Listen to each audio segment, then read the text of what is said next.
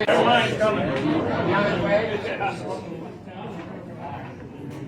afternoon. If you saw me stand up there, I just had my knee replaced about 6 weeks ago, so I'm a little unsteady. I'm State Representative Brent Segrist. Good afternoon. Glad to have you here at Barley's. I, along with more of my colleagues than any other candidate, have endorsed Governor Ron DeSantis to be our next president. That includes Majority Leader Matt Winchell from Missouri Valley. And so we're here today to start the countdown to caucus. We're 12 days away from the caucus, one of the most important caucuses we'll ever have. And I'm here today to support Governor Ron DeSantis because I'm very, very proud of what we've done in Iowa. The things that we've done in Iowa, cutting taxes, creating jobs, protecting parents, protecting children. He has done the exact same thing in Florida. And that's what you want in a president, somebody that has a proven record of getting things done, doing what he says or she says they're going to do, and making a real difference. And this is the year we need to save our country. And to do that, we need a powerful leader, we need a dedicated leader, we need a leader with proven results, and that's Governor Ron DeSantis. The two greatest states, go ahead. In my view, the two greatest states are Florida and Iowa, and the things that we have been accomplishing to make our great states move ahead. Florida may have better weather. We have the best women's basketball player in the universe, so it kind of does equal out. So Ron DeSantis and his wife have been working Iowa. They've done the full grassroots. They've been in 99 counties. I believe this is at least the 5th time he's been in Council Bluffs. He's not ignoring Southwest Iowa. He's not ignoring Iowa. Some of the other candidates are not nearly as dedicated to Iowa as Governor Ron DeSantis is. He's got a proven record. He's a leader. He's got an amazing resume. He's got an amazing family. And with your help and working very, very hard for the next 12 days, we're going to shock the world when we have the caucuses by having Ron DeSantis be the winner. So if you would join me in welcoming Governor Ron DeSantis back to Council.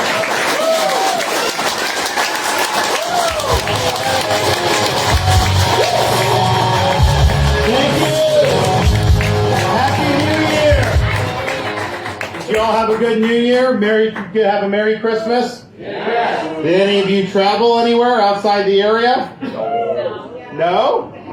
Where'd you go? Leave? Where'd you go? Where? Why leave here? That's true. Well, I've asked that people have. I've asked the question. In Florida at this time, if you go to Southwest Florida, you think you're in Wisconsin or Iowa or anywhere in the Midwest. People just flood down to Bonita Springs, Naples, all these places. We're happy to have them. But I was out doing an interview this morning when we were in Dallas County, and I'm just sitting. It's outside. I'm waiting. They're going to commercial break. I'm waiting. And then I'm really getting cold here, right? It's like I'm a Florida guy. And I asked my staff, I'm like, it's got to be like 35 degrees. And they're like 26 degrees. I know why people go to Marco Island and Bonita Springs. It's a good time this year to get the 75-degree weather. We're excited to be back. We are actually here. We were in Omaha, just across the border last night. I did a town hall on Gray TV where it was actually pretty cool. It's online. You guys can go on our social media sites and watch it. But we just did for a full hour, just took questions from Iowans. And it was people could email in or write in, and they would just put it on the screen, and I would go one question after another question. And that's really what we've been doing the whole time. We visited all 99 counties. We've answered questions. We've talked about our vision. Not every candidate is willing to answer your questions. Not every candidate is willing to show up and debate. I think it's important that you do that. I think it's important that we have a candidate who's battle tested, who's going to be able to beat the Democrats. Because I'm sick of Republicans always losing to the Democrats. It's just ridiculous. And you look in Washington, it's like, you elect Republicans, control the House. I have not noticed much of a difference in anything. They promise all this stuff, they go on TV and they say, and then nothing ends up ever happening. And that's not, we've had enough of the rhetoric. We've had enough of the sloganeering. I'm sick of people going on TV and then trying to fundraise off claiming they're going to do something. It's time to produce results. It's time to actually get done what we've all been talking about for many, many years. And if you look at a guy like me, I can say this. there's certain things that I have that other candidates don't have, that are objectively true. I'm the only veteran running for president, and I'd be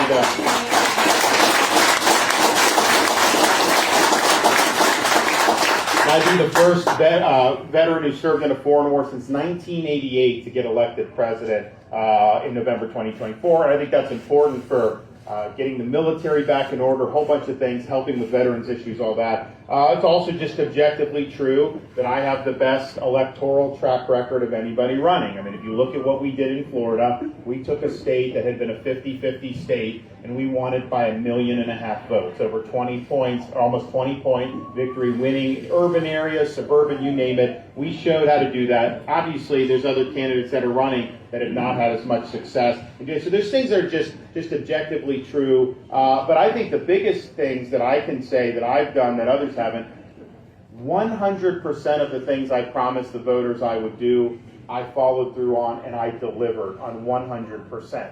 How many times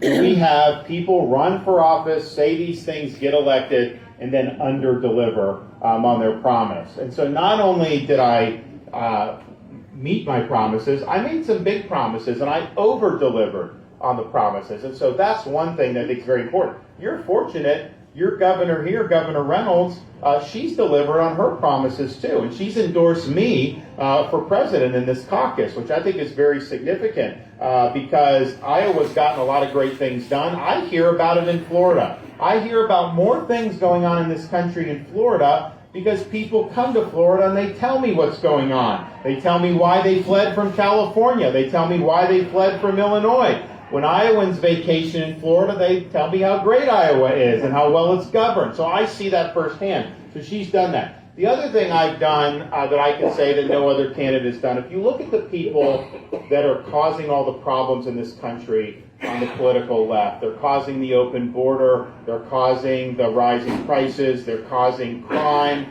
they're causing all the problems with education.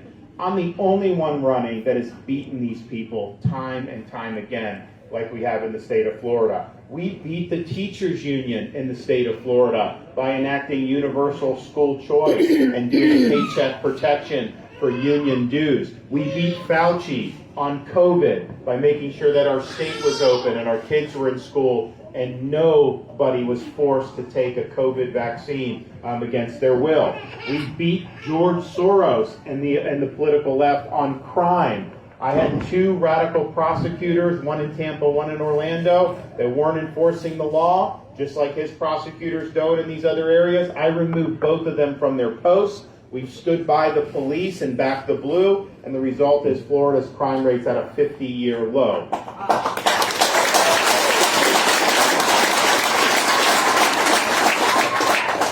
We beat the Democrats on election integrity. In Florida, we banned ballot harvesting. We have universal voter ID, including for absentee ballots. And we banned Zuckerbucks. And we even now have an agency in state government that's solely responsible for prosecuting election fraud. So we've prosecuted people who voted in 2 different states. We've prosecuted illegal aliens, rapists, convicted rapists. Not a lot of people in Florida because we run a tight ship, but once people see that there's going to be consequences, nobody wants to mess with any type of shenanigans in elections. So 2022 was the cleanest election we've ever run in Florida history. That was not by accident. We also beat the political left by banning China from buying land in the state of Florida. I don't want to buy any farmland. I don't want to buy land near military bases. None of this stuff. And so these are the types of victories that we need nationwide. Because you win an election, if the left continues to dominate our country and society, then we're not going to end up gaining any ground. So in Florida, we've showed the blueprint of how it's done. As president, I'll be able to beat these people. The people that are causing you harm and causing you problems, I will take care of that. I'll fight for you and we'll bring it home. And that's the thing. If you look around, the different candidates, the way I look at this primary is simple. Donald Trump is running on his issues. Nikki Haley's running on her donors' issues. I'm running on your issues, your family's issues. and the future of this country. I'm just the vessel as the candidate. I'm the leader, and as the president, I'll be the chief executive. But I do not conceive of myself as ruling over the people. I am one of the people, and I get elected to be a servant of the people. Be wary of anybody who's running who thinks that it's your job to serve them. That's not the way it is. It's our job who's running to serve you. And you got to have that humility and understand that when you get up there. You got to be able to have good people surrounding you because it's not something you can do by yourself. I'll be able to recruit people from all across the country and inspire them to do really, really good things. So we'll have that right frame of mind, and we're going to be able to do a lot of really, really good things. And just think about some of the things that are in the news now. This Harvard president, have you seen, are you kidding me with this? So you have this institution which, when I was growing up, I was, blue-collar kid, growing up in Florida, and I'd never even been to New England, but if someone said Harvard, that was just viewed as like excellence, right? People are smart and everything. Now it's really about, when you say that, you think ideology and leftism and all this social justice and woke and DE&I and all that stuff. So you have this stuff where the universities have had huge problems for a long time. Republicans have been complaining about it for a long time. The Israel attack happens, Hamas attacks Israel, and then what happens on these campuses? They're protesting in favor of Hamas terrorists? Are you kidding me? It was really, really sick. Jewish students being chased around, running for their lives with a pro-Hamas rage mob, and yet presidents like the former president of Harvard were basically mealy-mouthed, no moral clarity, and they didn't do anything to ensure the safety of their students. And so I think a lot of Americans saw the intellectual rot that's happened in these universities. And then you see all these examples of plagiarism that she had. She was not somebody that was doing original work, just copying other people's work. And so then basically she's got to leave. Now the media is running interference for them. Like, right-wingers are wielding plagiarism, as like a weapon. Excuse me. I was taught from a very young age, copying people's work is wrong. And now they're trying to run interference and excuse. But the thing is, the way that university has gone, she should have been fired long ago for that. And we've been complaining as Republicans about the universities. Yeah, I have parents who will come up to me. You work 18 years to instill values into your kids, and then if they go to college, it's going to be undone in 4 years because it's a leftist agenda? Parents don't like that. How many Republicans have actually ever done anything about it? I can tell you, you're looking at one who has. In Florida, we already abolished this DE&I. They say it's diversity, equity, and inclusion, but it's really ideology. And it's an agenda that they're trying to shove down the throats of everyone that goes to these schools. I think DEI, how it's actually practiced, stands for discrimination, exclusion, and indoctrination. And that has no place in our public universities. And so we got rid of it in Florida at our public universities. And the thing is, what the left and these people at these universities think, they actually are not opposed to discrimination. They just want to discriminate against people they don't like. So they will discriminate against you if you're Asian American, if you're white, and they think that that's fine. Look, if you want to stop discrimination on the basis of race, then stop discriminating on the basis of race. I don't care who it is. It's not right. And so we've done that in Florida to get rid of this nonsense. So that's gone in Florida, and we treat people based on merit and achievement. And we don't divvy up people based on ethnic groups or racial groups. That's a dead end for this country. It's not going to work. What we've also done is recognize that there needs to be accountability in higher education. So in Florida now, all tenured professors must undergo review every 5 years and can be let go for poor performance. So you're now seeing a churn in the faculty. Some of the people that weren't productive are being cycled out in Florida. And it's funny because the media will act like this is a bad thing. They'll be like, oh, professors leaving Florida, brain drain and all this stuff. I'm thinking to myself, what? If Marxist professors are leaving the state of Florida, that is not bad for Florida. That is a good thing for Florida. Trust me. So we're doing reforms that are basically saying, you know, the purpose of higher education is not to impose ideological conformity on the students. That was never the classical mission. That's only become the mission in the last few decades. The purpose of higher education is the pursuit of truth, is promotion of academic integrity, and to prepare students to be citizens of the republic. So in Florida, we've said, look, our taxpayers are funding these universities. They have a right to have universities that pursue a mission that's in the best interest of the state of Florida. And oh, by the way, our in-state tuition is about $6,400 a year to go. Out of state's about $16,000. I have not let them raise tuition since I've been governor. We even had a university called New College in Sarasota. It's actually a beautiful part of the state. But it was like a small liberal arts college, supposed to be our top honors college, but it was almost like a Marxist commune, like left of the left. And I'm just thinking to myself, what's the purpose of this? Some in the legislature were trying to shut it down. They didn't have the votes to do that. So I said, look, if this is going to be something Florida is going to have to, taxpayers are going to support, I want to reorient the mission. So I appointed 7 conservatives to the board of trustees.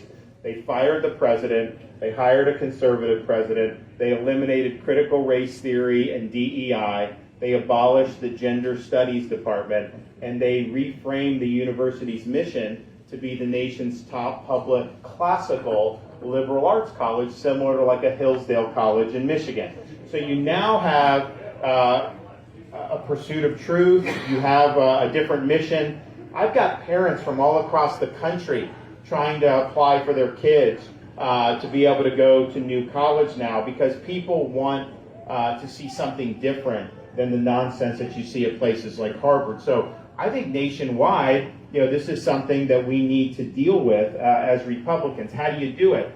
One, if you have universities where these students or faculty are making common cause with Hamas terrorists, for example, I am not going to send your tax dollars to those universities anymore. We're going to stop that and make sure that we're not subsidizing this nonsense. And so we will use the power of the purse. The other thing is, federal government's ultimately in charge of approving accreditation bodies. So all these universities need to get accredited if they want to be eligible for federal funds.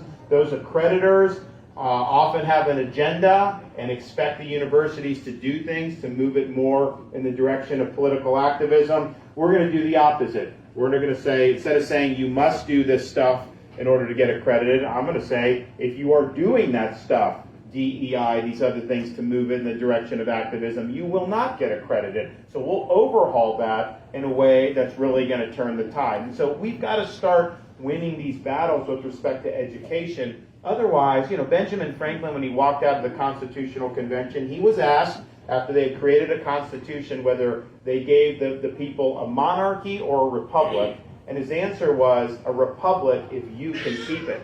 So they understood every generation was going to have to fight to preserve freedom and to preserve Republican form of government. You have to have sound education. The other thing we've done in Florida, which I think we need to do nationwide, we need more American civics in our schools, particularly our high schools and K through 12 schools. You're graduating these kids who are basically blank slates, and they're supposed to assume the duties of being a citizen, and they don't have a proper foundation in understanding what it means to be an American. No wonder you have issues in these universities. And so in Florida, we've really put a premium on teaching the foundations of what it means to be an American and how the American experiment came to being. We need that framework nationwide, not imposed by the federal government, but providing a template so that states and localities will be able to do it. And that's the thing. In Florida, we have universal school choice. So a parent is able to go to, you can go to your local school.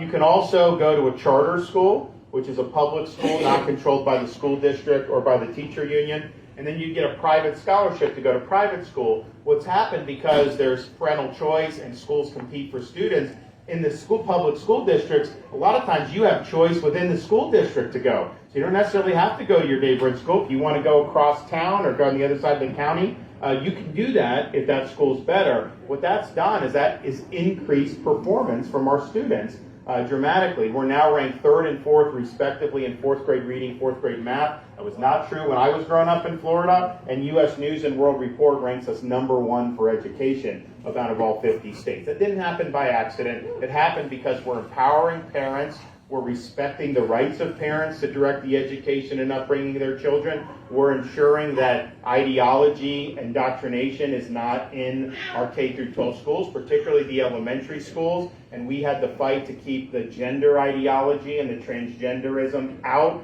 of our elementary schools in Florida. It's wrong to teach a kindergartner that they were born in the wrong body. It's wrong to teach a 3rd grader that their gender is a choice. That's inappropriate, should not be happening. And we did that and protected the parents' rights and the kids, but we had the media after us, the left, and even Disney, biggest company, most powerful company in Florida, coming after us. But you know, my job as a leader is to stand up for the people that I represent. A leader doesn't subcontract his leadership out to a woke corporation based in Burbank, California. So we stood up, we stood for the kids, we stood for the parents, we fought back, and we won. And the state of Florida is better off as a result of that.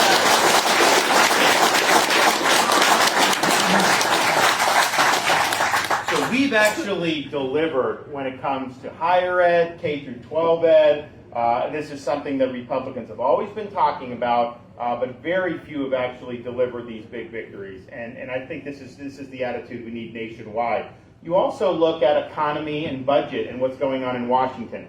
You're paying more for everything because of what Congress did to borrow, print, and spend money, what the Federal Reserve did to create money out of thin air. This is a direct result of those policies. And since March of 2020, I think it's now up to $7 or $8 trillion that have been added to the debt just since COVID started, and how the government handled COVID was a total disaster. And that was both administrations and both parties involved with that. So they have created this. So you've got to stop spending all this money. You got to stop going so deep into debt. In Florida, I've cut taxes every year by record amounts, and yet we've won budget surpluses, and we've actually paid down 25% of our state's total debt. From the time Florida was a state to the present, we paid off 25% just since 2019. Wouldn't you like to see that in Washington, D.C.? I mean, I have a buddy of mine who's a congressman from Kentucky has created a thing that he'll wear in his jacket pocket, which is a national debt calculator. So basically it runs and you see, and he wants to shame the congressman into like thinking about that. So it just kind of, you know, you've seen like the debt clock they have. I think it's like in Times Square. They'll take pictures of that, whatever. So he gave me one of those, and it was pretty cool. But I said, you know, can you do one for Florida? Because if you did a debt clock for Florida, you would actually be seeing the debt decrease in real time. And isn't that something that we want to see? So they're working on that to try to do. But we've been able to do that. And the result is, you know, we have the #1 ranked economy of all 50 states. Incomes are going up over and above the rate of inflation. And we're #1 for new business formations nationwide. So you can have success. That's what we need to do nationally. You also need to open up energy for production. Lower gas prices, lower energy costs. That's going to be good for consumers. It'll be good for business. It'll be good for inflation. And it's good for our national security. I never want to go hat in hand to Venezuela or Saudi Arabia or any of these companies for energy. We have all the energy we need domestically. We just need to utilize it. And so we will get that done and we'll make that happen. We also have to look at the size of government. So this is interesting. In Florida, I have millions of more people than New York State does now, and yet our budget in Florida is half the size of New York State's budget. Our number of state employees per capita is lowest in the country, small governmental footprint, and yet when people move from New York to Florida, they tell me, oh, your roads are so much nicer, your services are better, your schools are better. So we're able to do better at basically half the cost. So don't tell me you need this big federal government to do all this stuff. I mean, the things that we actually need government to do, you could do that with a fraction of the size. So we need to reduce the size and footprint of government, but also reduce the scope of government. Government's getting involved in way too much, and it's being done by bureaucrats who are not elected by anybody. You know, to have an EPA bureaucrat go on somebody's farm because there's a puddle and say that you can be regulated underwater of the U.S., that's a farce. That's a total fraud. That should not be happening. I know the Supreme Court curtailed it. Biden's going to try to go back and do more of that if he gets reelected. I guarantee that. They're trying to force people to buy electric vehicles. I mean, think about that. You're going to have to buy an electric vehicle potentially that maybe you can't afford, you don't want. People aren't going to do that. Car companies are going to go bankrupt. I mean, it's absurd what they're doing. But so much it's been being done is being done through bureaucrats, not through your elected representatives. You can at least vote out somebody that casts a vote the way you don't like it if it's an elected member of Congress. You can't vote out the bureaucrats, and they don't even care who wins these elections. They just do whatever they want. That needs to end. And when I'm president, we're going to restore the Constitution to its proper understanding, and we're going to turn this government to its rightful owners, which is we, the American people.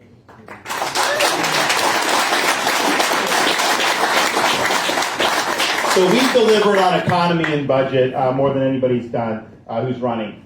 We've also delivered in the fight against illegal immigration. And one of the things we've shown in Florida is if people know that trying to come illegally is going to lead them to get sent back to their home country, they're much less likely to come.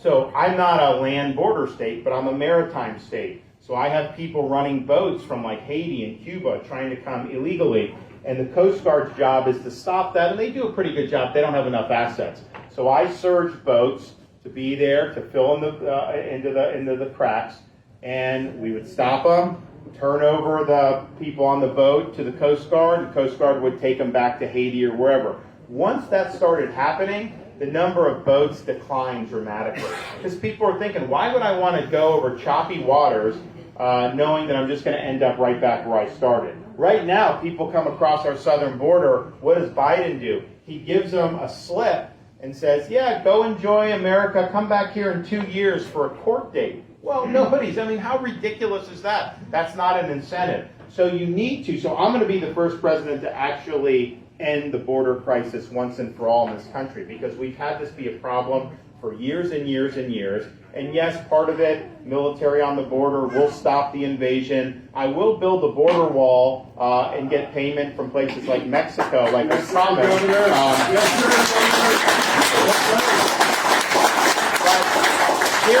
Here's how you do it, because I remember 2016 at the Donald Trump rallies where he would say that, and the media would, oh, you're not going to do that. And he would always say, yes, yes, I am. Now, I didn't do it, and I thought what he was going to do, and here's what I'll do. Mexico's not just going to hand you cash. Of course not. What you do is you impose fees on remittances that workers send to foreign countries. So you'll have people that are working, sending money to Mexico, Central, wherever. That's billions of dollars that you would be able to dedicate to the border wall. So we will construct a wall, because I think if we had a border wall, Biden would not have been able to let in 8 million people. I mean, that's the whole point of having it. It's a physical fact. So we're going to do that. But you have to, so you have all these people that have come since Biden, people from the Middle East, China, Russia, you name it. This is not good for the security of our country. So you have to identify those people and you have to deport them back to their home country. That has got to be the sanction for coming illegally. And if you're not willing to do that, you're going to continue to have more and more people. Trump promised that he would do more deportation than anybody in history. He didn't even do as much as Obama did in Obama's first term. That's just a fact. And so he's promising the same thing, but he didn't do it his first 4 years. I'll be able to actually do it. We showed how it's done in Florida, and we'll make that happen. But of all the things we have to do, we have to hold the Mexican drug cartels accountable for what they are doing to this country. They are bringing in fentanyl, and they are poisoning people by the tens of thousands. I've met angel parents in Iowa, New Hampshire, all across the country who have lost kids to fentanyl poisoning. And a lot of what happens is there'll be somebody in college or maybe past that, and they buy some pill thinking it's something else. If it's laced with fentanyl, it can poison them right on the spot and kill them just like that. Very lethal substance. And so that's happening in communities all across our country. And yet the people in D.C., they just shrug their shoulders. They don't care. They don't see any urgency to try to save these lives. They're just letting it happen. Well, I care about this. I don't want to see more parents lose kids because of the poison that the cartels are doing. So we're going to categorize them as a foreign terrorist organization. We're going to be treating them just like we would treat terrorist groups, including using military force against them. And now every other candidate has taken my position. I was the one that started it. No one was saying this until I started saying it. Now they're all falling in line, saying that they would do this. But I would note, Trump was president for 4 years. He never did anything against the cartels. So now he says he's going to do it. But we need to do that. And people say, oh, well, you can't do that. First of all, you not only have a right to do it as commander-in-chief, you have a responsibility to fight back against these people. I mean, they have killed more people in the United States in the last 4 or 5 years than all the terrorist groups in the world combined have killed in America over the last 4 or 5 years. Not even close. So we're going to fight back and we're going to get the job done. So you can count on me to do that going forward. And I also just think about where the country's going. I don't think we've got a lot of time to change course here. I think 2024 is a really make or break election. We can't run the same playbook we've been running as Republicans the last 3 or 4 election cycles where we've been losing. You got to run a playbook like was done here in Iowa with Governor Reynolds, or like we did in Florida, where we're able to really galvanize broad support and beat the Democrats at their own game. And I think that you look at like election integrity. Florida, we're happy with what we did. We have great election integrity. Not every state has that. And so I'm not going to whine about it. If there's a state that has ballot harvesting, I think it should be banned. Don't get me wrong. But if it has it, if it's legal, I'm going to ballot harvest. I'm not going to fight with one hand tied behind my back. We're going to have an organization. We're going to be doing it. We're going to leave no stone unturned. You have to do that if you want to win. The other thing that we have to do is look at our military and the need to really revitalize the culture of the military and also the capability of the military. I have veterans come up to me all the time now saying they wouldn't want their kids or grandkids joining today's military because they don't have confidence in civilian leadership. They don't like what they're seeing in terms of the woke agenda that's been put in the military. They see the diversion from focusing on mission above all else. And they're like, now's not the time to do that. And that to me is really, really sad because I remember when I was active duty, so many of the people I served with came from families that had served in the military. I wasn't like my parents didn't, but my grandfather served in World War II. But there are some that every generation served in the military. It was a sense of pride. We're losing that because of what's going on. So we'll come in as commander-in-chief in day one. We'll take all the woke, all the social experimentation, all the political nonsense. We'll rip it out and we'll throw it away day one. We'll return the military to mission first, to focus on promoting people based on merit and to not try to play political games. You will see morale increase and you will see more people want to join because we're having such a difficult time with that. And then as a veteran, as president, I'll be able to say credibly that serving in the military is a noble cause, a noble calling, and people that do it should be satisfied. It makes a difference to have a president. Ronald Reagan said that some people live a lifetime wondering if they've made a difference. U.S. Marines don't have that problem. And people are like, this is something I want to be a part of. John Kennedy, who was a Navy guy, said, you can look back on your life with a great deal of pride saying, I served in the United States Navy, and on with all of our different services. So I'll be a president that will use the bully pulpit to talk about that. It'll get our military in better shape, and then it'll put us in a position to do what we need to do to fortify our defenses to be able to deter the threat posed by China. And if you look across the world, the top 2 threats to our nation's security are our southern border and China. I think far and away those are the 2 top. There's other top.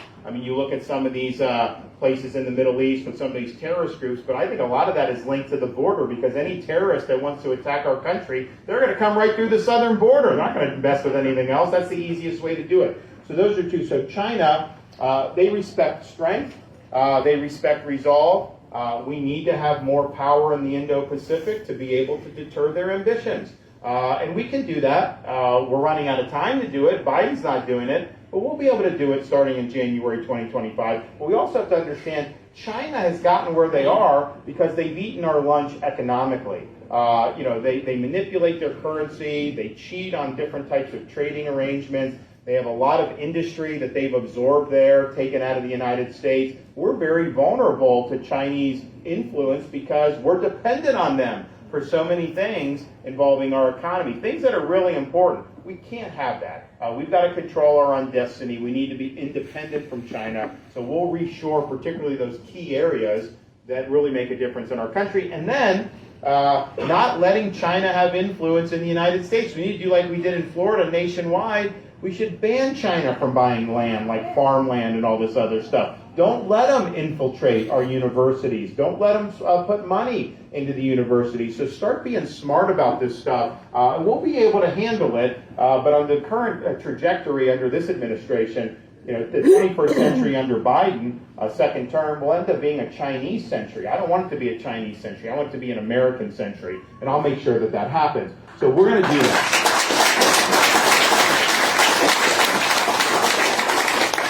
Final thing I'll just say is this. I'm motivated to run partially because my wife and I have a first grader, a kindergartner, and a preschooler. And we are very sensitive about the future, the opportunities that next generations are going to have. I think on our current trajectory, we're in jeopardy of being the first generation of Americans that will leave to our kids and grandkids an America less prosperous and less free than the one we inherited. And if we do that, we'd be breaking faith with every generation of American from the revolution all the way to the present, who always found a way to stand up, sacrifice, so that future generations would live in freedom. And that's important to me. It's important to my wife. But what's also important to us is the debt of gratitude we owe to people that have come before us. We don't do justice to their sacrifices if we don't stand up and defend freedom while it's threatened in our time. I used to fly into Washington, D.C., and one of the routes you could take going into Reagan National Airport took you flush parallel to the National Mall. And if you looked out the left side of the plane, you saw very up-close, striking views of the Lincoln Memorial, the Reflecting Pool, the Washington Monument, other monuments, and of course the beautiful U.S. Capitol building perched up on the hill. And you feel a sense of pride as an American because those symbolize the ideals and principles that have made our country unique and have made us great over the years. But after doing that trip a few times, I realized the best monuments to our country's ideals were not seen looking out the left side of the plane. Because if you looked out the other side of the plane, you looked over the Potomac River, you saw a series of small, nondescript monuments orderly arranged over the rolling hills of a place called Arlington National Cemetery. And it occurred to me then, and I believe now, you can have the best Constitution in the world, you can have the best Declaration of Independence in the world. These things do not run on autopilot.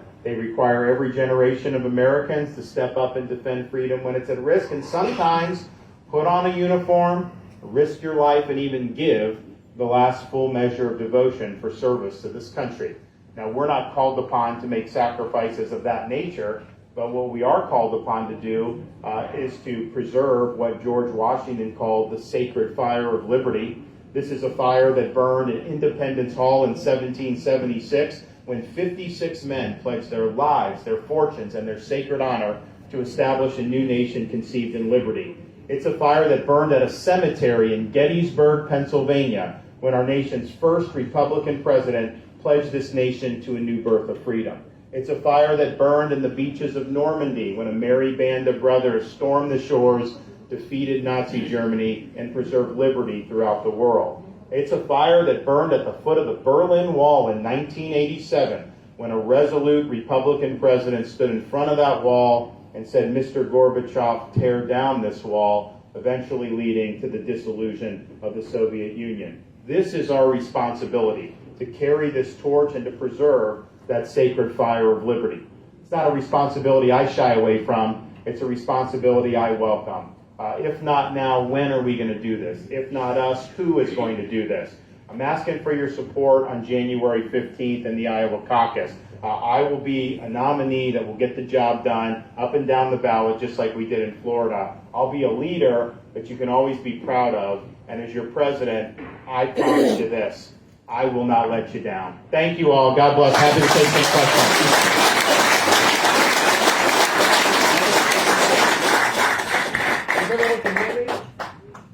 You've had a very successful run as governor, and I would say Kim Reynolds has too, because you both have very friendly state legislatures with Republican majorities. And that won't be the case in Washington, D.C. And I'm wondering, what's your plan to work with a dysfunctional Congress, particularly on issues like the deficit, where it seems every few months we've got the government shutdown threats and then passing a large omnibus package at the very last second? What's your name? My name's Matt. Hey, Matt, great question. So, Matt's talking about the dysfunction in Washington.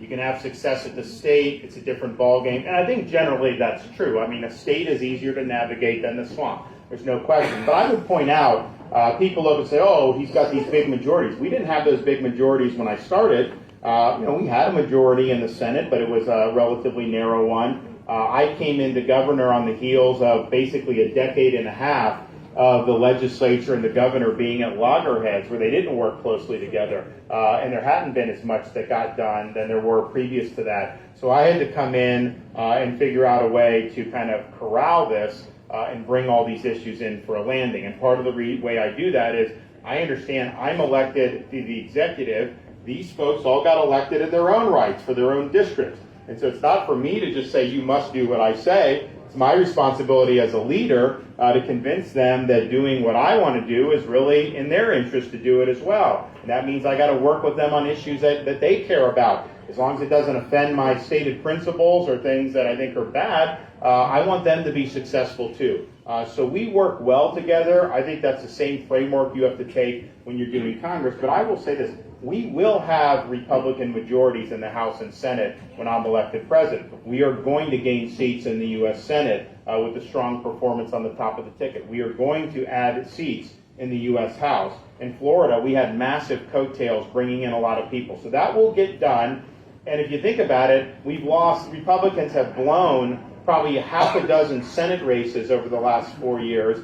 We should have 54 or 55 senators right now. Instead, we've got 49. So we need to stop frittering away these elections. We need to have good candidates who are running on strong issues and appealing to the folks. But I think it is a responsibility as a nominee that it's not just about you. You've got to work to cultivate the rest of the ticket. And not just even House and Senate. I want state legislators to do well. I want school board members. A rising tide lifts all boats. So we're going to do that. The other thing you got to understand is, what can you do? So Biden had 50 senators, and he got all this stuff through that was very damaging for the country, but it was his agenda.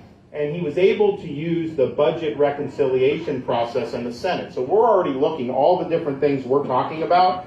How do you fit that into that vehicle? I think we can get 60 votes on some things in the Senate, but not everything, and maybe not some of the most important things. But we definitely can get 50. And he expanded what can be jammed in there. So we're going to have a lot that we're going to put in that vehicle. It's going to be really significant. But anything I talk about, I always have an eye to how do you actually get it done. I'm very mindful of the different landmines that exist. We have a constitutional system. This is partially by design.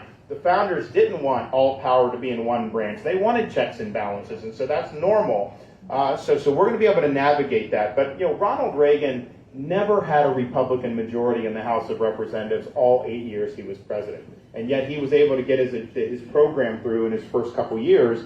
And how did he do it? He was appealing to the American people directly, who then would pressure their representatives to get in line because they wanted to see change. I think we're going to have an opportunity to do that. I think Americans are frustrated with the direction. I think they know we need a change. I think I represent a fresh start with fresh ideas that we're going to be able to put. So I think we're going to be able to get a lot of folks that are going to want to do it. The other thing you got to think about is not just how Congress can trip you up, but then how do the courts handle all this stuff? Because in Florida, every single thing we do, they sue us. Doesn't matter. I mean, I could walk across the street and they sue me for doing this. And this is just what the left does. So they run and they find a liberal judge in Tallahassee or wherever they do, they sue.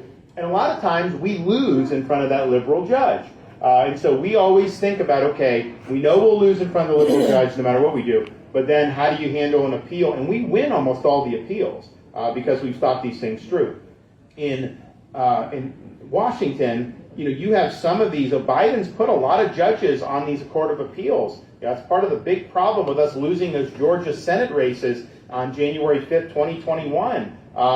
Huge disaster, and that was in the waning days of Trump's presidency. If we just would have won those, a lot of those liberal judges would have never gotten on the bench. So you have some of that. Now the Supreme Court right now nominally is 6-3 majority, but the next president's likely going to have to make a series of appointments there. Maybe replacing Clarence Thomas, who's our most esteemed conservative jurist. Justice Alito, one of the best conservative jurists of our era. And then maybe Roberts or maybe some of these others. But you've got to be a president that's going to understand how to put people in there who understand the proper role of the court, who understand the proper way to interpret the law and Constitution, and who have the backbone to be able to rule correctly, even when the media will attack you, and even when the legal profession will attack you. Clarence does not care what they say about him. He wants to do what's right. Sam Alito doesn't care. He wants to do what's right. That's really what you got to do, because we've had problems as Republicans. Judges get on and they evolve left. Why do they evolve left? Because all the incentives are to go left. The more you go left, the better media you get, the more notoriety you get with the legal profession, the more invitations you get to cocktail parties. I don't want anybody who's interested in these cocktail parties. I want people that are interested in upholding the Constitution as it was actually written. For taking on this challenge. I think you're the most conservative governor I've ever seen in my lifetime. And I look at Trump, and I don't understand the polls. You know, we heard New York Times with Trump and Hillary saying, 92%. So they're all talking about you with the polls. I'm not buying it, and I think Iowa's going to turn it around. But I don't understand, Governor, with Trump. The guy's the most radical leftist I've ever seen. The guy gave Hillary Clinton a standing ovation on his first day in office. He's the godfather of the jab. He's the godfather of woke. He said, take the guns first, ask questions later. He tried to ram through amnesty, and the Senate stopped it. The guy had Kim Kardashian as his de facto criminal justice reform czar. His leftist son-in-law, and their shady Saudi business dealings. And, he didn't pardon any of the January 6ers, the ones that weren't violent. I want to ask you, Governor, why do you think, in my opinion, that's a radical leftist. He's a New York con man. He's a New York liberal. Why do you think, Governor, yeah, he is. And why do you think, Governor, that just doesn't, all the things I just said, he's a liberal. Why do you think that doesn't resonate with Republican voters? Well, I don't know that message really gets out. I mean, how many times have you heard that critique offered on talk radio or Fox News or any of these things? A lot of times they don't want to do it. I mean, just like I've had differences with Donald Trump, and I supported him in 2020 and raised him a lot of money. But, we really diverged on COVID because he had elevated Anthony Fauci. He kept Fauci in place. And I told people, because I had a lot of people like, I don't know if they didn't want to support him because they were concerned about Fauci. And I said, look, he's going to get rid of him after the election. Just give him some time. And then the election came, and not only did he not get rid of him, he gave Fauci an award his last day in office, January 19th, 2021. How many Republican voters have been told that Fauci was given an award by Donald Trump? A lot of them haven't been. So some of this is just the way the media is, and I think that that's one of the reasons he's not been willing to debate, because you actually will have to defend your record. And look, I've given him credit for the good things that he's done, but he's never been held accountable for these other things. So he's not willing to debate. He's not willing to come to venues like this and answer questions. Of course not from individual Iowans. That's just the reality of the situation. But I do worry. Look, I don't think he could get elected in this country, in spite of what they say. They said Hillary was 99%. The media is now trying to say that Trump would win because they want him to win the primary. But I think I think 24 will be a mess if that happens. That's why I'm running, because I think we can avert that, and I'm the best way to do that. But let's just say somehow he got in. I don't think he could get good personnel. And I think he would go left on a lot of these issues. I think on Second Amendment, he would go very wobbly. He's already talking about building like 10 new cities, having the federal government fund these cities. How much money would that cost to do? He's talked about building the FBI, a brand new, beautiful building in Washington, D.C. for a new headquarters. Why would we do that? I want to get these agencies out of the swamp. That's part of the problem, is that there's a big cabal inside Washington where all the power's been accumulated from. He has taken liberal positions, even asking about can a man become a woman? He's hedged on that. You watch the Megyn Kelly interview on all that stuff. So I think that I don't think you would get solid conservative policies. And I think he's even said he's not a conservative. I mean, he has said that. And that's the thing. As a leader, whether it's a governor, a president, you name it, you ultimately are a vessel for the principles, the values that the people hold. It's not about you. When it becomes just about a personality, regardless of the underlying principles, that is not a movement that is going to be successful. And I think too much of it now in this iteration of Trump. See, I think 2016, it was a lot about America first. Now I think it's more about Trump first and Trump's personal stuff. And here's the thing, that's just not the way you galvanize the support that you need to be able to do. That's why I say he's running on his issues and I'm running on your issues. Yep. How will you address pharmaceutical companies being liability free? So it's a great question. So incidentally, this is a breaking news today. So in Florida, this COVID mRNA shot that they did, there's been a lot of problems, and the media doesn't like to cover it, but we've conducted a grand jury.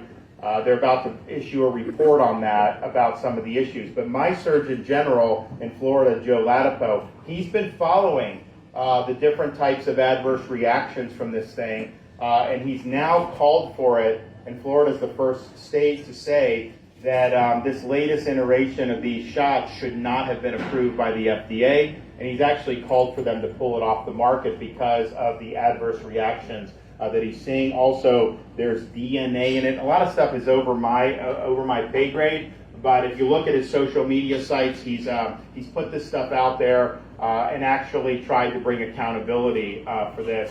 I think when you have vaccines not have any liability at all, I think it skews the incentives. Look, I don't want trial lawyers suing everybody. I mean, that's not good. It will hurt innovation if that happens. But you also have to align the incentives properly. The incentive should be to produce products that help with health and save lives. When you have the blanket protection, the incentives are basically to produce as many products that will sell regardless of the outcomes of it. And I think this is true for the medical system as a whole. Why do we have constantly rising prices? Why do we have all these things? It's because you have big pharma, big insurance, big government, and big hospital. It's all about them passing money back and forth amongst each other. The patient and the doctor, they're at the back of the bus. And the incentives, they make a lot of money, not necessarily based on whether people are getting healthier. It's based on other factors. And so, in any part of the economy, if you have a business and you have a product, if that's good for people, if people like it, you will do well and you'll make more money. Now they can make money regardless of whether the patients are doing better. And that's not what you want. So we need a lot to do with healthcare. It's going to be a big effort, but we've got to align those incentives so that the patient is first. Yes, ma'am. As the mother of a only child who's adopted, my only granddaughter is adopted. I know how expensive, how complicated, and how long the adoption process is. What could you do to encourage women to choose adoption over abortion, and to help prospective adoptive parents get through that difficult and expensive process? Yeah, look, I think it's a great issue because it is cost prohibitive for many loving prospective parents to even go through with this. In Florida, we're working on streamlining it. We've got a massive waiting list. I mean, there's a lot of people that want these babies, and I think that we want obviously to give the babies a chance to be able to be in a loving home. So I think it's likely going to be something that is going to have to be driven by the state and localities. But one of the things we did in Florida is part of, and this goes to adoption, but even just biological child rearing, it's so expensive now to raise kids that it's tough for a lot of families. So we did in Florida, we did all baby items, cribs, strollers, diapers, wipes, clothes, formula, tax-free permanently.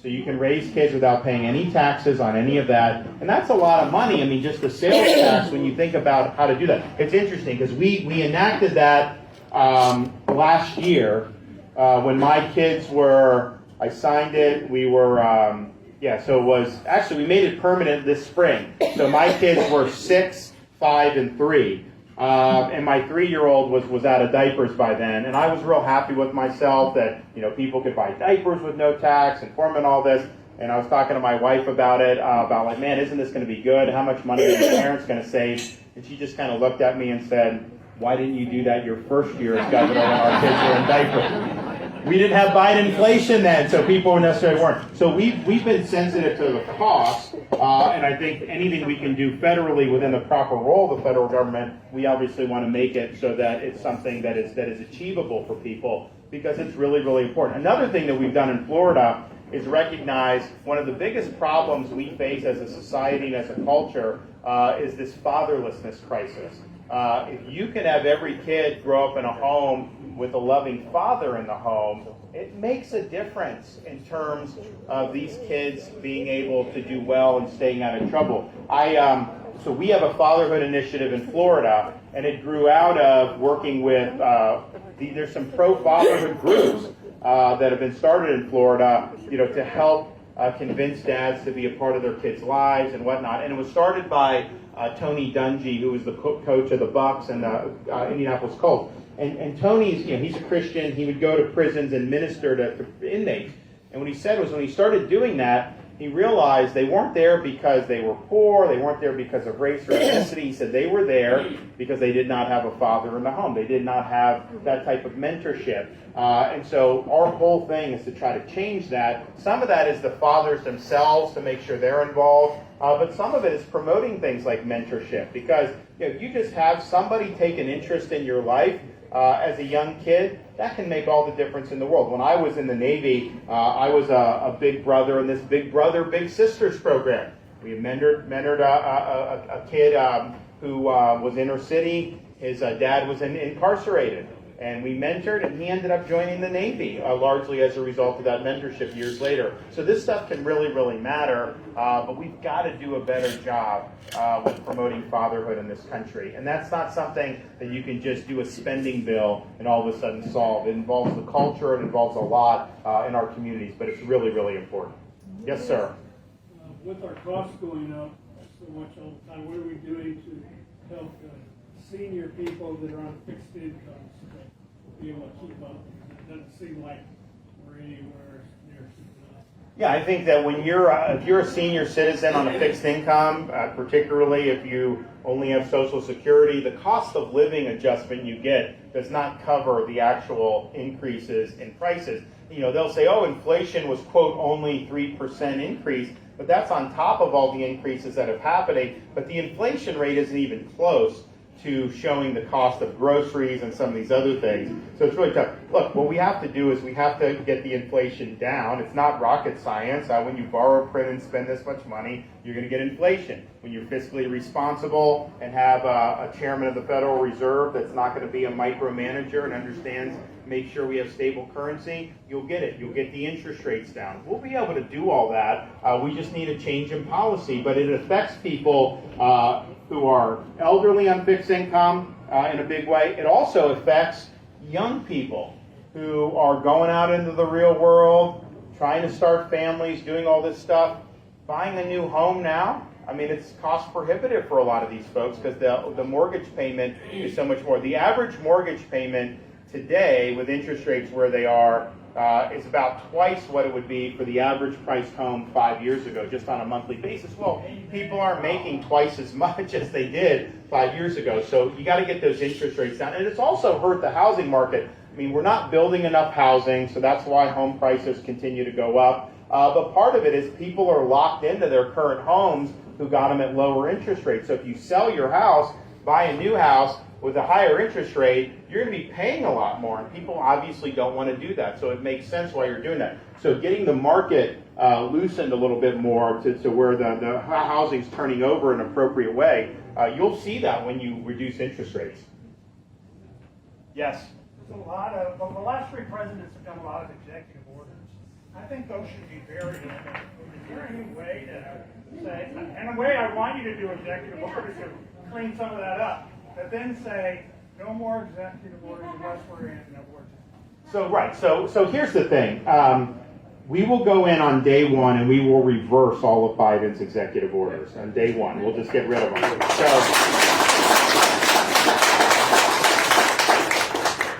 So here's the issue. Executive orders, so like Trump, for example, did it basically governed by executive order. He did not do a good job working with Congress. So Biden comes in day one. He reversed almost all of Trump's policies in 24 hours. Gone, poof of smoke. So it's not just that executive orders are quote, bad. It's that to do things through legislation, that's how you get staying power. That's how this stuff lasts. That's how if you turn the country around, you continue going in that direction. What executive orders are appropriate for is for the executive to direct the operations of the actual government. So, for example, I'll do an executive order instructing federal agencies that they are not permitted to collude with tech companies to censor the speech of the American people. That's totally appropriate to do, and it's reining in government conduct, and you can do that. What's not appropriate to do is to do an executive order that applies society-wide that would only be appropriate if it was legislation. For example, Biden did the OSHA mandate on the COVID vaxes, basically saying that you have to have a vax or you could potentially lose your job. That was a gross abuse of power to have an order come through the executive branch like that. So it depends on what you're doing. Orders that are instructing the government what to do and the conduct there, that is appropriate, not appropriate to do for society as a whole. And it doesn't have staying power anyway. So even if you do that, next president come in, they can do. You're going to get with me a two-term president for eight years that's going to be mindful of not only do I have to get it right now, but I need to make sure that that stuff is solidified so that when we leave, the stuff just can't be reversed on day one. Very important.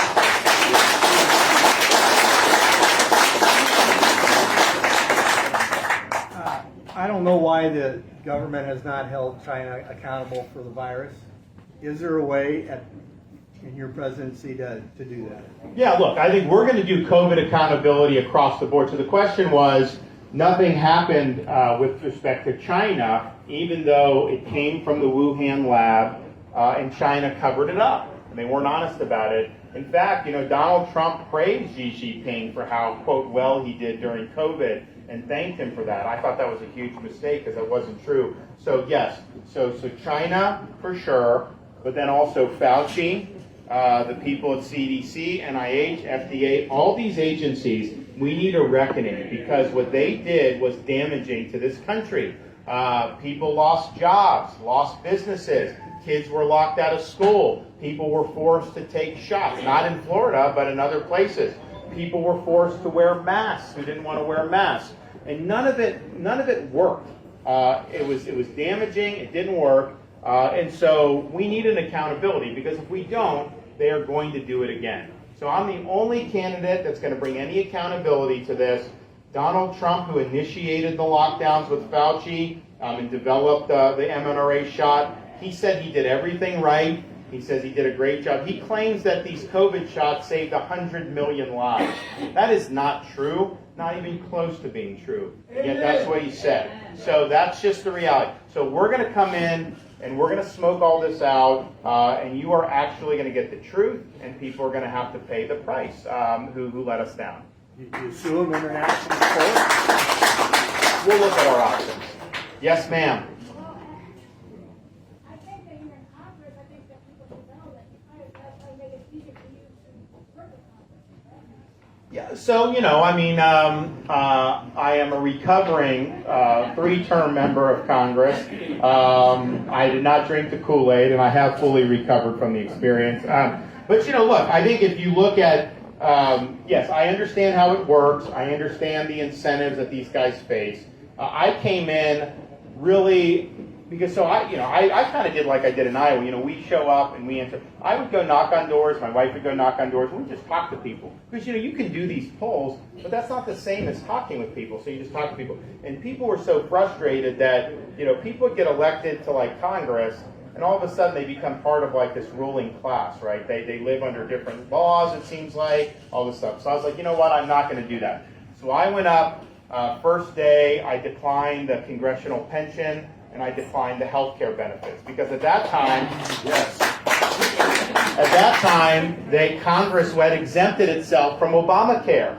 And I'm like, how is that fair? I also sold my stocks and said, I'm not doing any stock trading here. You should see these congressmen. They could start their own hedge funds with how good they do with the stock trading. And I'm like, I don't want to be in a situation where, I'm voting on some piece of legislation, doing what I think is right, but then someone can say, oh, well, he traded this, there, that thing. So I'm like, no. I would have made money, even if I would have done it, totally on the level, I would have obviously made more money having equities. But I was like, no, we're not going to do that. And then I was the leading proponent of term limits for members of Congress when I was there. We're going to work on that as president. Congress is never going to pass it, but there's other ways you can do it. The states can impose term limits under Article 5 of the Constitution. Florida's already certified it. We're going to get other states to do it. I'll use the bully pulpit because I think if you had term limits for members of Congress, I think if you had a balanced budget amendment requirement for the Constitution, and if you had the president had line item veto authority on budget bills, we would be able to change the incentives and you would get better behavior. In Florida, when they put a budget on my desk, I can line item individual spending items out and veto it without vetoing the whole budget. And as president right now, president's got to either sign the entire thing or veto the entire thing. So that makes it harder. And yet your money is being sent to do things like promote transgenderism in Bangladesh. How is that something that is a good use of your money? If you had line item veto, you could hack away at all that stuff. Some of the Fauci spending, gone. Some of the spending that they're sending overseas, gone. You could just knock it out. So I think that that'd be really good. The other thing that I propose, which I'd like to see the states doing, is a proposed 28th Amendment. Congress shall make no law respecting the citizens of the United States that does not also apply to members of Congress themselves.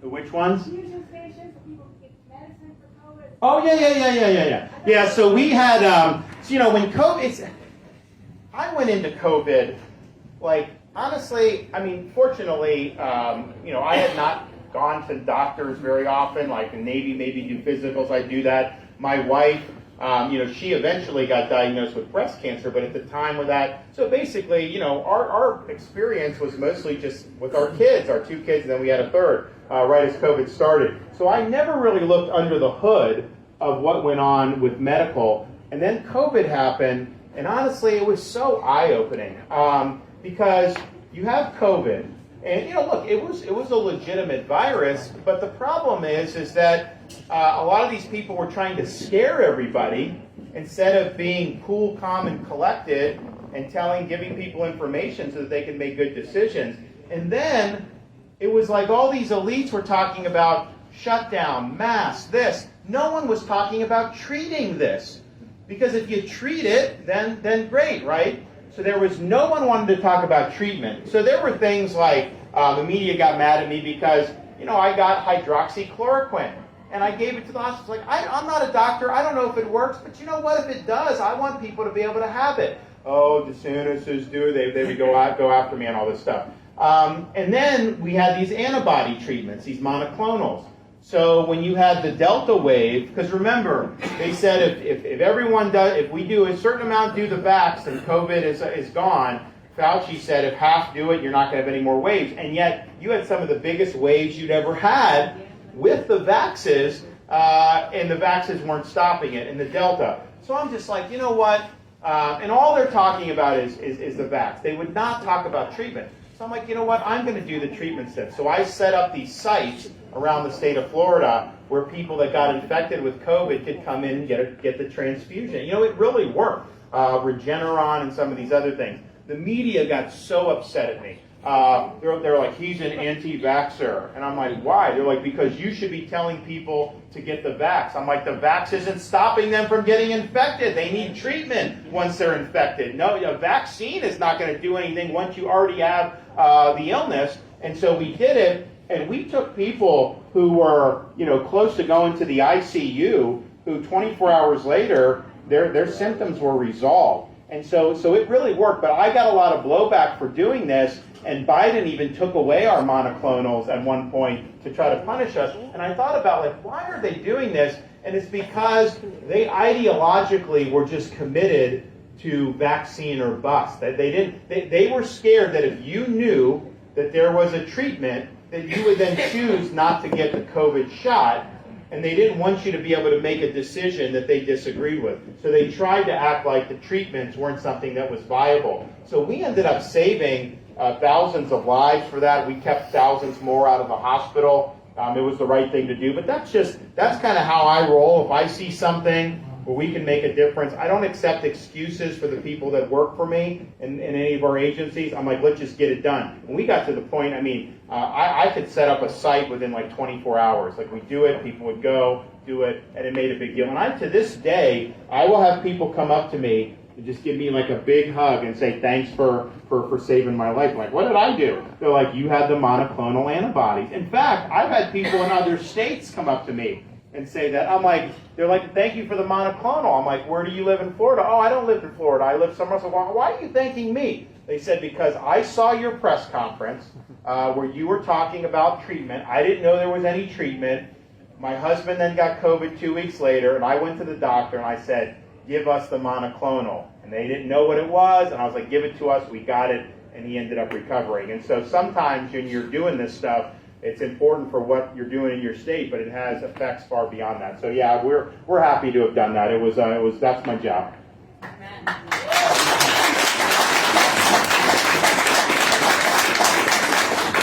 Why do you think the media is so far to the left these days? Why do I think the media is so far to the left? Media here? Well, first, let me just say, I think a lot of the local media, the local affiliates, are much fairer than the New York-based media is. I do think that that's true. Look, I'm the number one target of the media for this whole. Like, they do not want me to be the nominee. New York Times, NBC, all these, they do not want me. And the question is, what I would say is, if I'm the one the media doesn't want to see nominated, that should be the best endorsement for Republican voters that you could have, right? I'm the one they don't want to see. You can make it happen by voting for me. But it's interesting because, on the one hand, people have more distrust of the media today than in any time in our lifetimes. They know, especially Republican voters, know these are fake narratives that they're spinning. And it's all about whatever they want to have happen, and they try to just concoct. And they'll write an article where it's all anonymous sources saying this or that. They're making this stuff up, guys. We know that, to try to do the narrative. So the facts don't matter anymore for them. It's all about the narrative. And so I don't think they have a lot of credibility. But, I do think it's just like the media is everywhere. So it does impact, and it does have an influence, I think, in ways that I didn't think necessarily was the case, but just kind of having gone through this process. What I found, though, is when you speak the truth, it cuts through all the nonsense. That's what happened with us in Florida. I was attacked more than any governor in the country because of COVID, because of standing up for kids, all the things we did. And we just went out there and told it like it was. And the result was the biggest election victory any Republicans ever had in the state in a governor's race. And so the truth will set you free. People, I think, are hungry for truth. I think they know they're being lied to. And I think it's incumbent upon people like me to go out there forthrightly, say what's on my mind, and level with the American people. So we'll be able to do that. And as president, you have a bully pulpit. They've got to run what you say, and they've got to do that. And so you're going to be able to communicate these things, I think, in ways that are going to be very effective with the American public. But it's a big problem. I'm not sure what the answer is. On the one hand, you have internet and social media and all this stuff, so there's a huge array of voices. But I'll tell you, a lot of this stuff is being driven by financial considerations, and that's on the left and the right. You know, it's all about trying to get clicks and eyeballs, and so the truth often becomes a casualty when you have that financial incentive. Ladies and gentlemen, this will be the final question. You got a question, or are you just stretching out? Yes, sir. As a retired Navy veteran, please expand on the Iranian-backed missile attack to our armed forces in the Middle East. Sure. Thank you for your service. Any of the stuff that's going on against our troops, against our shipping interest, will stop on January 20th, 2025. It's not going to happen on that. And you know from having served, I mean, you know, the job of the U.S. Navy is to keep the rounds on target and the sea lanes open. We are not going to allow Houthi rebels to commandeer shipping lanes or to interrupt any of this commerce. We will put a stop to that. We're also not going to let any of these militant groups or Iranian-backed groups take pot shots at our service members.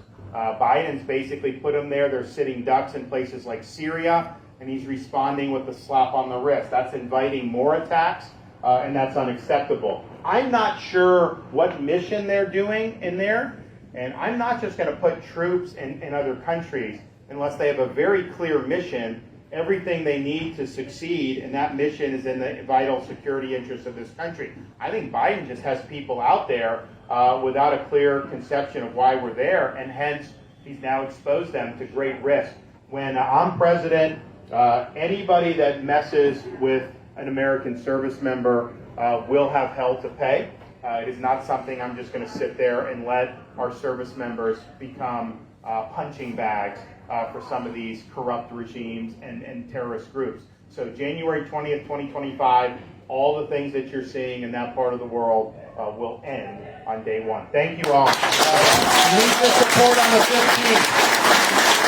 If you signed up with us, thank you. Hold on. If you signed up for us on the 15th, thank you. If you haven't, please sign up to commit to come caucus for us on the 15th. All the stuff, when you talk about polls, media, this is all what they want to have happen. They think you don't count. They think they should be able to pick the candidate. Obviously, we don't want the candidate they want to pick's not in our interest as Republicans. They're not going to do us any favors.